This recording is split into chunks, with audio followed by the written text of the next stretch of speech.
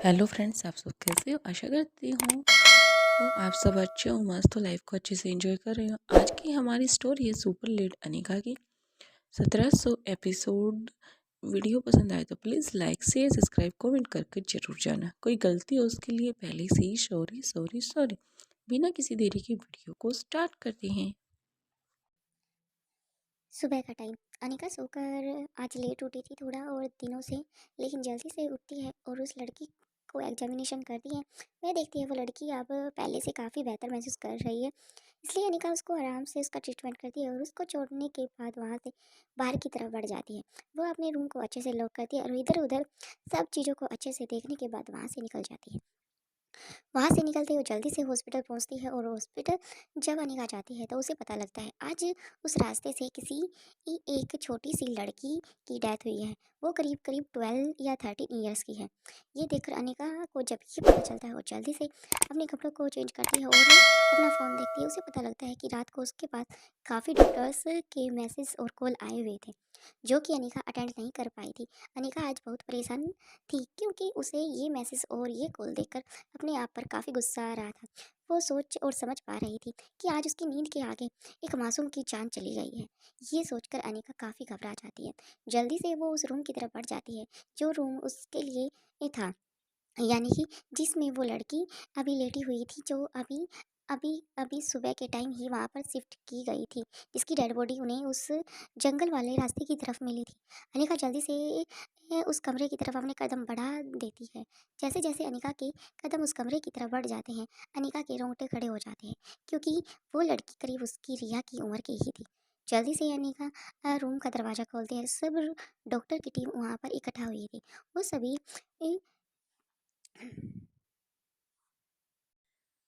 सभी doctor doctor Amrita का tag देखकर वहां से बिल्कुल हट जाते हैं और चुपचाप एक लाइन में पीछे हो जाते हैं। अनिका जैसे ही उस लड़की के पास आती है, वो दिखते हैं उसकी आंखें बिल्कुल फटी की फटी हैं और बिल्कुल वैसी ही कंडीशन है जैसी कि बाकी लड़कियों की थी। ये अनिका की समझ से बिल्कुल परे बात हो चुकी थी। अब अनिका जल्दी से उस लड़की को अच्छे से ऑब्जर्वेशन करती है और उसकी जितनी भी उसको लगा कि ये टेस्ट इसके होने चाहिए, उसकी बॉडी के टेस्ट, और जल्दी से अनिका उनको जल्दी से लिखती है और डॉक्टर्स को उस फाइल को हाथ में थमा देती है। और अनिका उनसे कहती है मुझे जल्द से जल्द वो 24 आवर्स के अंदर ही इसका रिजल्ट चाहिए। ए, तभी डॉक्टर हाँ में सिर हिला देते हैं और जल्दी से वहाँ से निकल जाते हैं। सभी डॉक्टर की टीम वहाँ से निकल जाती है। अनिका दरवाज़ा बंद कर देती है और जो नर्स थी उनको बोलती है बाहर देखना, कोई भी अंदर ना आए, मुझे किसी तरह का कोई भी डिस्टर्बेंस नहीं चाहिए। जैसे ही सभी बाहर चले जाते हैं, अनिका खुद ही दरवाज़ा अंदर से लॉक कर लेती है और उस लड़की का ऑब्जर्वेशन कर लेती है, क्योंकि अनिका के पास इतना टाइम नहीं था कि वो रिपोर्ट्स का इंतज़ार कर सके। इसलिए अनिका चाहती थी कि पहले एक बार मैं खुद ही इसका ऑब्जर्वेशन करूं। अनिका जल्दी से उसे उसके कपड़ों को उठा उठा कर अच्छे से उसे देखती है। वो देखना चाहती थी कि ऐसा इन लड़कियों के साथ क्या होता है जिससे कि इनकी आंखें फटी की फटी रह जाती हैं और फिर अचानक से इनकी डेथ भी हो जाती है। अनिका अपनी आंखें बंद कर लेती है और उसकी बॉडी पर जैसे जैसे हाथ लगाती है, अनिका के भी रोंगटे खड़े हो जाते हैं, क्योंकि अनिका समझ पा रही थी कि इसके साथ ऐसा क्या हुआ होगा। अनिका पूरी पिक्चर अपने दिमाग में सेट कर लेती है। उसे पता चल जाता है अपने दिमाग के थ्रू, क्योंकि अनिका एक सुपर लेडी थी, तो वो अपनी इस पावर के बारे में आज समझ और जान भी पाई थी। और जैसे ही आंखें बंद करके वो जैसे जैसे उसकी चेस्ट से लेकर उसके बैक और उसकी नेक और फिर उसके फेस तक पहुंचती है, अनिका अपने आप को ही खो बैठती है और अनिका के पूरे बदन में पसीने आ जाते हैं, क्योंकि इतनी शिमला में आजकल इतनी ठंड चल रही थी, उसके बावजूद भी अनिका को पसीने आने लग जाते हैं। अनिका काफ़ी घबरा जाती है। जैसे ही अनिका उसके फेस पर आती है और उसकी आंखों की तरफ आज चली जाती है उसकी फिंगर, तो अनिका अपने आप को पीछे की तरफ धकेल देती है, क्योंकि अनिका ऐसा नहीं करना चाहती थी, लेकिन फिर भी उसके कदम अपने आप लड़खड़ा जाते हैं। अनिका पीछे की तरफ चली जाती है और जैसे ही वो पीछे चलती है तो वहाँ पर एक डेस्क था, वो उस पर ही जाकर बैठ जाती है और अपनी आंखों को बंद कर लेती है। अपनी आंखों पर अपने हाथ रखकर बिल्कुल चुपचाप आराम से बैठ जाती हैं। जैसे अनिका अपनी आँखें बंद करती है, जो मंज़र अनिका ने अभी महसूस किया था, वो अपने आप को खुद उस जगह पर पाती है। और जैसे ही वो वहाँ पर खड़ी हो जाती है, वो अपने आप का प्रतिबिंब वहाँ पर समझ पाती है कि मैं इस टाइम वहाँ पर हूँ। और जैसे ही वो लड़की आती है, वहाँ से गुज़रती है, क्योंकि वो लड़की अपने पेरेंट्स के साथ जा रही थी, लेकिन वो शॉर्टकट रास्ते की तरफ आगे की तरफ बढ़ जाती है। उसकी माँ भी उसके पीछे जा रही थी, लेकिन उसके पापा ने उसका हाथ पकड़ लिया। वो उससे कहता है, मैं अपनी बेटी को तो खो चुका हूँ, लेकिन अपनी बेटी की माँ को नहीं खोना चाहता, क्योंकि हमारे पीछे 2 बच्चे और हैं। अगर तुम चली जाओगी तो मुझे सँभालना मुश्किल हो जाएगा।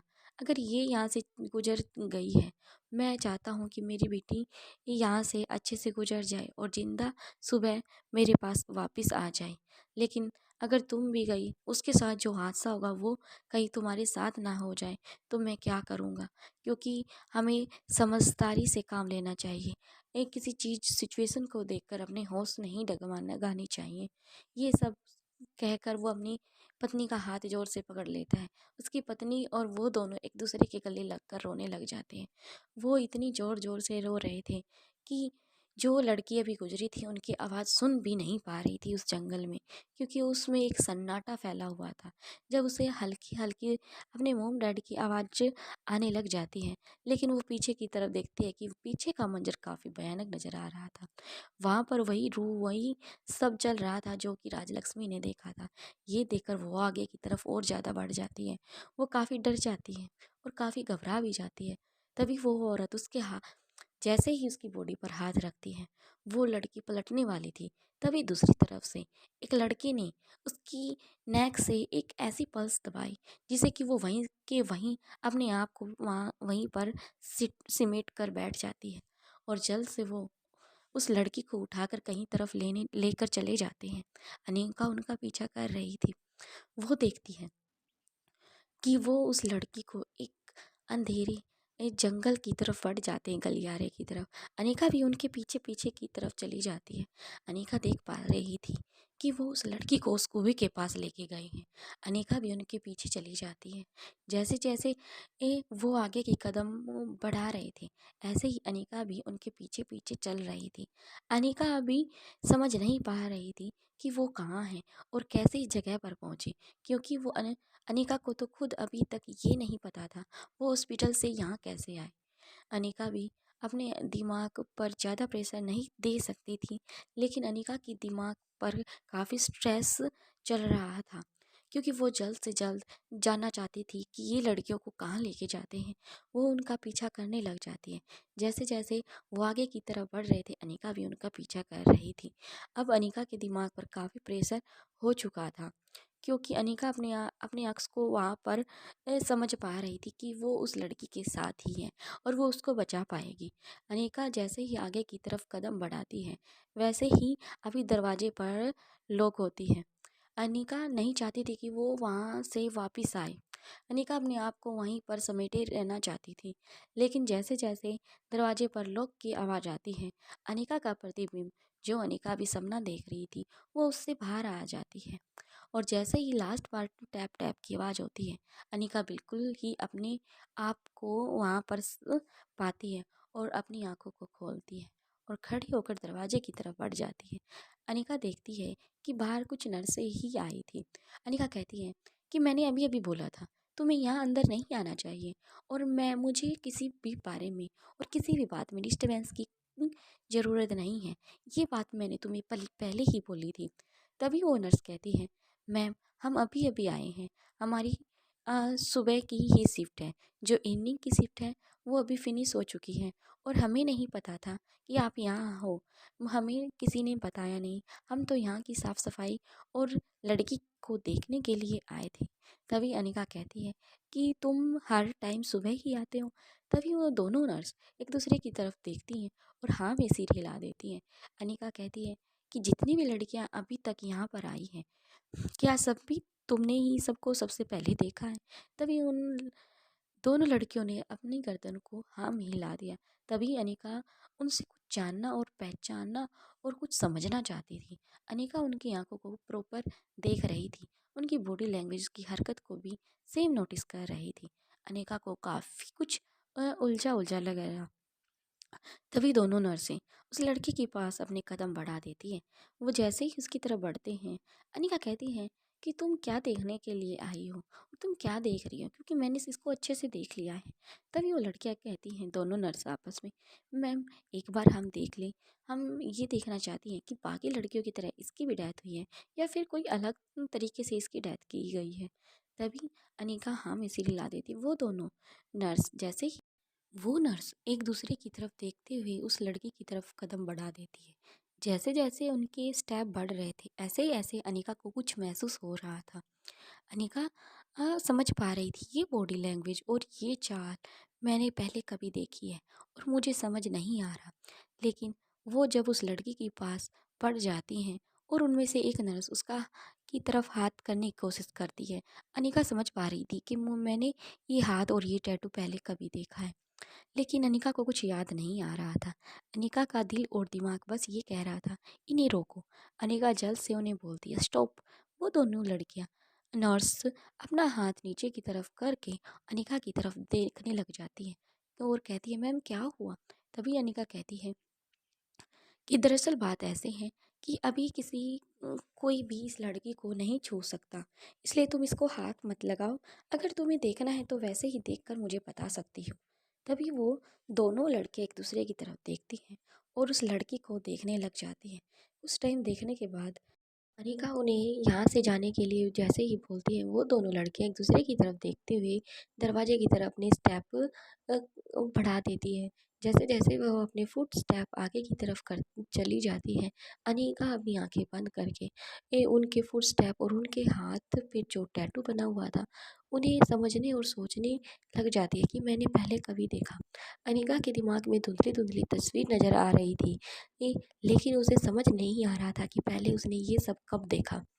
इसलिए अनिका अपनी आँखों को खोलती है और जल्दी से फ़ोन निकालती है। फ़ोन निकाल के अनिका डॉक्टर्स के पास कॉल लगा देती है और कहती है कि जहाँ पर ये लड़की शिफ्ट की गई है, रूम नंबर 36A में ब्लॉक में, तो यहाँ पर कोई भी अनजान या डॉक्टर या नर्स की कोई भी एंट्री ना हो, अगर आपको ये केस सोल्व कराना है तो।